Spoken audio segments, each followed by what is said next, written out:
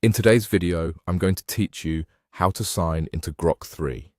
By the end, you'll know exactly how to get into your account and take your first steps exploring the platform with confidence. First, open the official Grok website in a trusted, up-to-date web browser.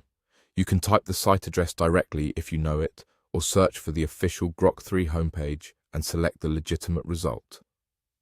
Take a moment to confirm you're on the real site by checking the address bar and looking for a secure connection. A stable internet connection helps everything load smoothly. Once the site is open, look for the option to proceed. Click into the main page, then find the Sign In button. It's usually easy to spot near the top of the page. If you're new and don't have an account yet, choose Sign Up instead. Both options are designed to be straightforward, so just pick the one that matches where you are. If you're creating an account for the first time, keep your login details in a safe place and use a strong password. If you're returning, make sure you're using the same method you used originally, so your content and settings are all in one place. Next, select how you want to continue. You can sign in using your email or another preferred method provided on the page. Choose the option that you're most comfortable with. Follow the on-screen prompts carefully and enter the requested information. If anything doesn't load right away, give the page a moment, refresh if needed, and double-check that your browser isn't blocking pop-ups required for the sign-in flow.